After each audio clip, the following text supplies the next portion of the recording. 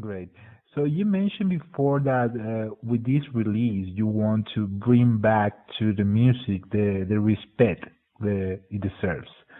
So do you Yeah, think that in nowadays where everything is digital, that you can download any album, that respect for the music is lost? I'm not a big fan of like music streaming and like I've never used Spotify in my life. And, like, it seems like the people are using like Spotify and for example YouTube a Yeah. lot nowadays to just listen to music. And I don't really think that nowadays people listen to like whole albums that much anymore. They're just picking up songs from here and there, and like people don't really concentrate to music that much anymore, and like that's not cool. Exactly. So you don't want to release a kind of album that is only singles, for example. You want people to listen to the whole album, right? Yeah, yeah, of course. Uh, Okay. yeah, it's of course it's well, this album is 2.5 hours long, but I think it's worth to listen to it like all at the same time. I think it's worth it.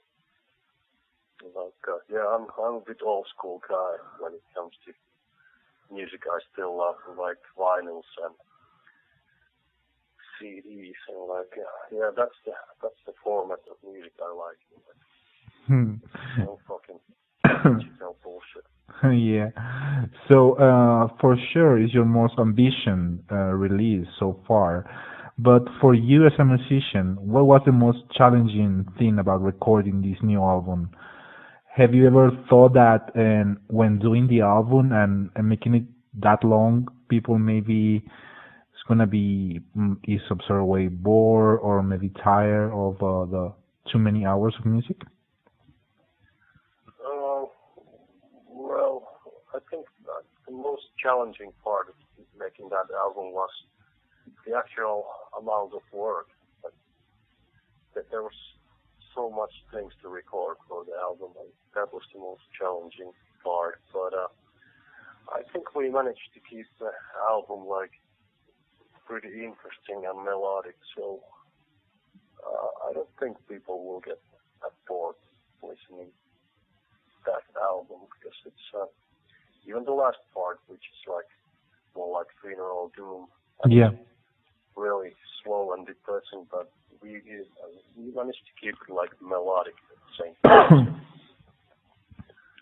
So, but yeah, it was definitely a very challenging album to record. Great. You know, there are bands out there that embrace their past and continue to release albums in that vein. For example, My Dying Bride, which they're still doing Doom albums. And there are other bands that try to run from their beginnings and they try new sounds, like for example, Opeth.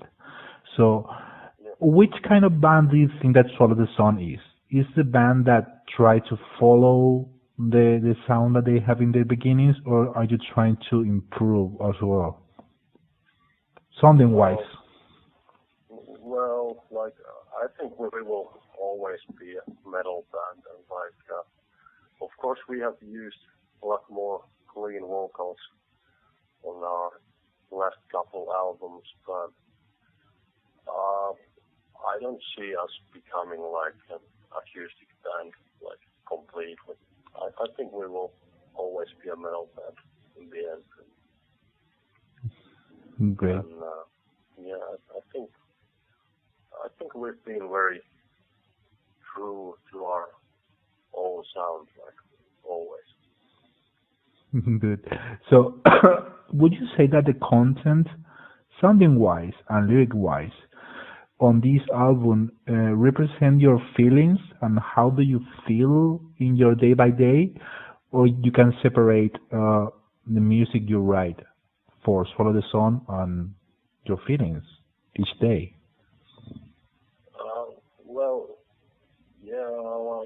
yeah, for this album, for example, Juha wrote also all the lyrics, and this was like really personal album for him, and like he wanted to also write all the lyrics, and like yeah, there is a lot of feeling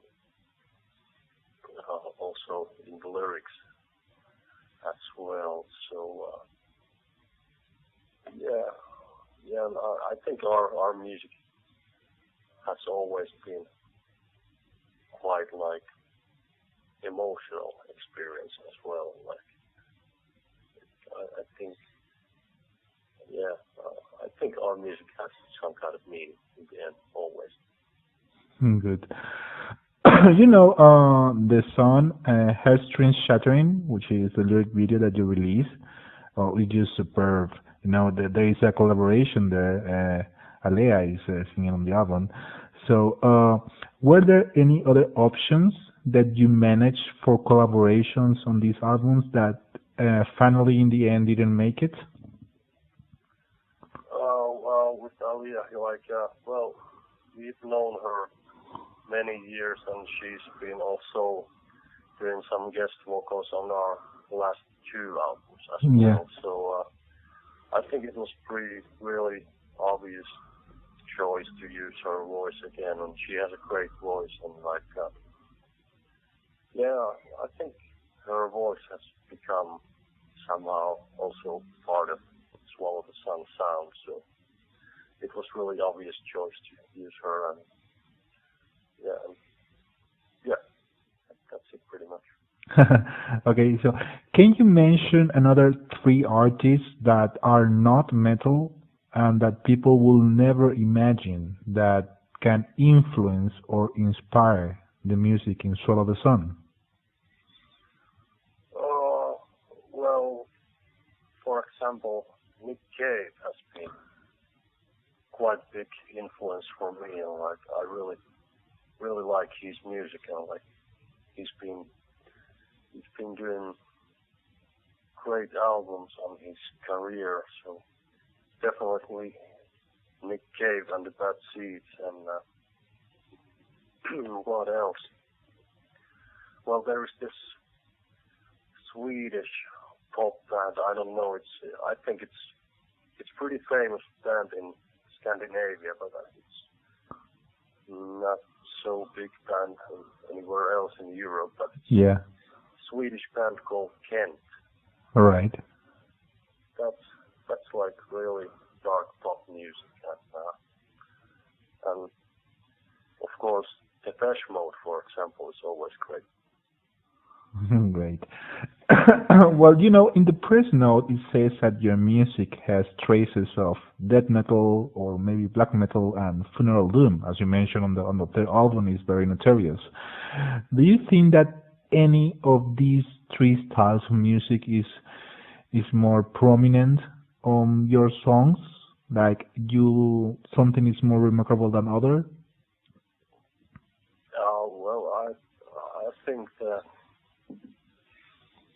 I think it's probably death metal, which is like mostly there. Yeah, like you said, there's some musically some black metal influences, but Yeah. I think our roots are pretty much in death metal. So do you feel do you feel like more like a death metal, right? Excuse me? Do you feel more like a death metal band, right? Yeah. Right. Like, Okay. yeah, I don't. We have never thought we are like doom metal. Never. We have never